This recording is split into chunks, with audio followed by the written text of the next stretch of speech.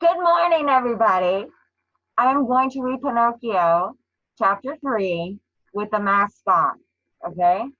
Just to show you that you can, okay? It is 12:47 p.m. where I'm at. I am in Florida, East Coast, okay? Chapter 3, How Pinocchio Was Made.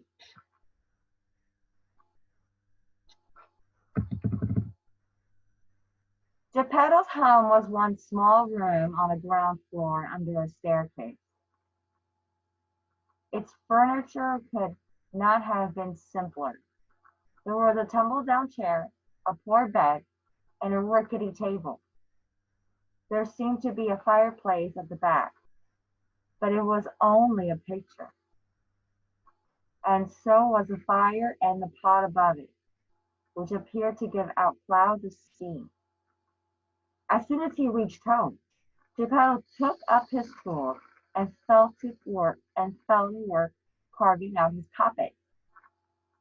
What name shall I give him? He asked himself. I think it shall be Pinocchio. That's a name which will bring him good luck. I once knew a whole family called Pinocchio, and all did well. The richest of the lot knew how to beg. Now that he had found a name for his puppet, Geppetto fell hard to work and had carved the hair, then the top of the head, and then the eyes.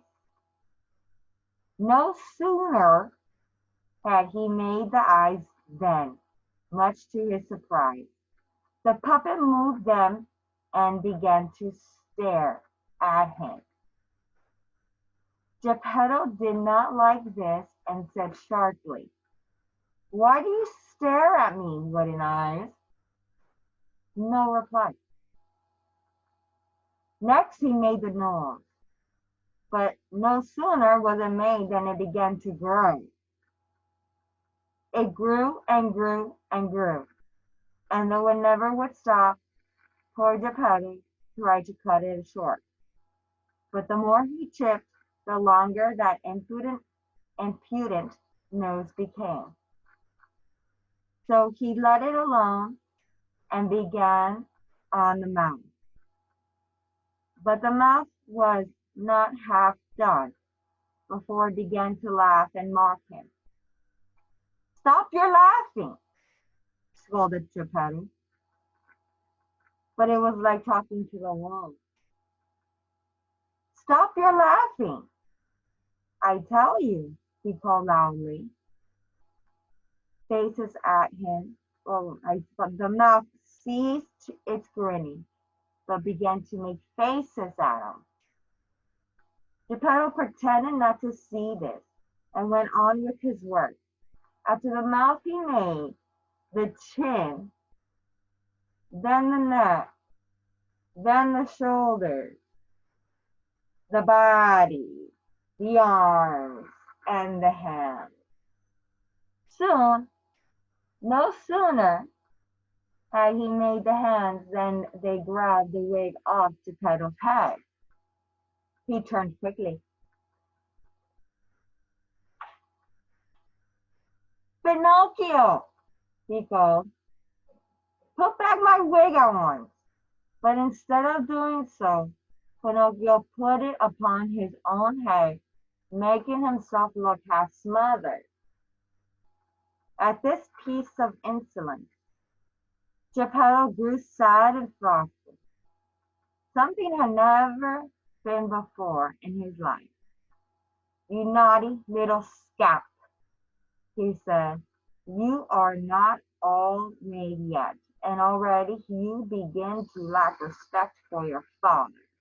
Bad, bad boy." There, and he wiped away a tear. There were still legs and feet to be carved. The moment Geppetto finished making them, he felt a kick on the end of his nose. "It's all my fault," he said to himself. "I ought to have thought of this at first. Now it is too late. He took the puppet by the arms and stood him up on the floor in order to teach him to walk. But Pinocchio's joints were stiff so that he could hardly move them, and Geppetto had to lead him about by the hand. Pretty soon his legs grew more limber, and Pinocchio began to run by himself around the room. Finally, as the door was open, he jumped through it and started at full speed down the street.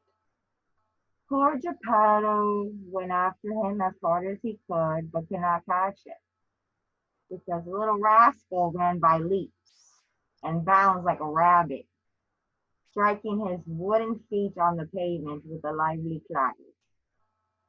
"Stop him! Stop him!" yelled Geppetto. But the passers-by, seeing a wooden puppet charging down the street like a Barbary horse, only stared and then laughed and laughed in a way you could hardly imagine. But at last, by good luck, a policeman came along, who, hearing all the racket, thought that some colt was running away from his owner, and planting himself bravely in the middle of the street, he decided to stop the runaway at all hazards. When Pinocchio saw him in the way, he tried to get past by dodging between the officer's legs, but failed. The policeman, without budging, caught him by the nose, which was long enough for a handle, and turned him over to the panting Geppetto. The latter wanted to punish him by boxing his ears, but fancy his disappointment when, after searching vainly, he could find no ears to box. He had forgotten to make any. So he contented himself with seizing the puppet by the nape of the neck, and led him back, saying with an ominous shake of the head, "Just wait. Just wait till I get you home. I'll give you a good one. Never doubt it." When Pinocchio heard this, he threw himself flat on the ground and would not stir another step. At once a group of idlers and curious people gathered around them, one saying one thing, another saying another. "Poor puppet," quoth one. "He is right in not wanting to go home. Who knows how hard that Geppetto might beat him?" Another added, "This Geppetto seems to be a good sort, but he is harsh with boys. If he gets this poor puppet into his hands, he might smash it to pieces." Indeed, they all said so much that the policeman finally gave Pinocchio his liberty, and marched the unlucky Geppetto to jail. All the way there, he wept and cried, so that he wasn't able to plead his innocence. He could only wail, "Wicked son, to think that I took so much pains to make a good puppet, but it serves me right. I ought to have thought of this at first. What happened afterward is a very strange story. I know you can never guess, so I shall have to tell you in the chapters that come next." Okay, so later today we're going to do the next chapter.